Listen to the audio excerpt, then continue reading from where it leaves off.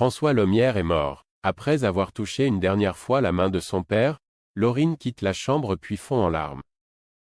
À quelques pas de là, le docteur Cresson annonce la terrible nouvelle à Alain et Elisabeth. Sous le choc, la femme d'affaires raconte que François était chez elle quand il s'est écroulé. C'est d'ailleurs pour cette raison qu'elle a appelé les secours. Evan lui explique alors que Laurine s'inquiétait pour François depuis un moment car il présentait les symptômes d'une insuffisance cardiaque. Il précise également que son cœur était trop fragile et que la défibrillation n'a pas suffi à le faire repartir. En parallèle, Laurine observe la scène d'un air grave. Le lendemain, Evan croise Laurine dans la salle de repos de l'hôpital et lui présente ses condoléances. En colère, la jeune femme lui reproche de ne pas avoir fait son travail correctement. Le médecin souligne donc qu'ils ont tout fait pour le ranimer mais Laurine estime qu'il aurait pu éviter sa mort s'il avait obligé son père à finir son électrocardiogramme. Laurine rentre ensuite chez elle et annonce à Catherine le décès de François.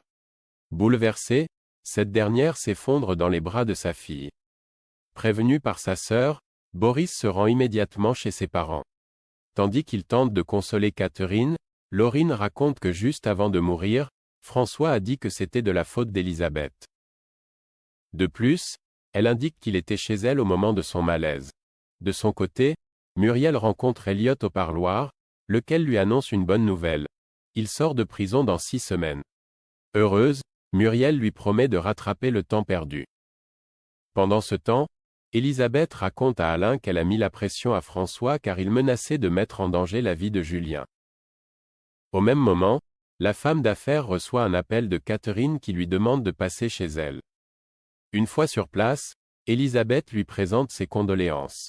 Comme elle est la dernière personne à l'avoir vu en vie, Catherine insiste pour savoir ce qu'il s'est passé.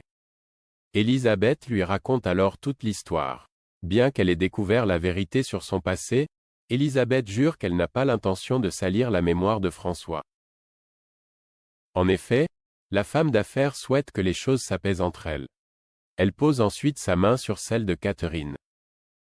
Cette dernière la remercie d'être venue puis l'embrasse. Mais une fois Elisabeth partie, la colère se lit dans les yeux de Catherine. Un jeune SDF entre dans une ferme abandonnée. Si tout porte à croire qu'elle est vide, de la musique retentit au loin.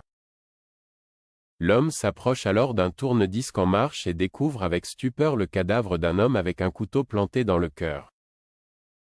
Hugo et Yann sont immédiatement dépêchés sur place.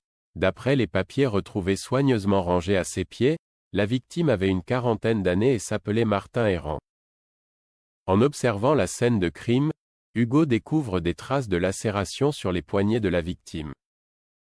Selon lui, il aurait été attaché avec des menottes depuis un certain temps puisque les lésions sont profondes. Martin Errand aurait donc été séquestré avant d'être tué.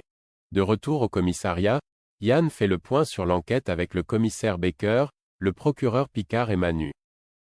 Selon les premiers éléments, la victime travaillait dans une société de recouvrement de créances et ses collègues avaient signalé sa disparition 72 heures plus tôt. Cependant, Martin Errand avait déjà disparu plusieurs jours auparavant. Le procureur Picard charge donc le commissaire Baker de l'affaire.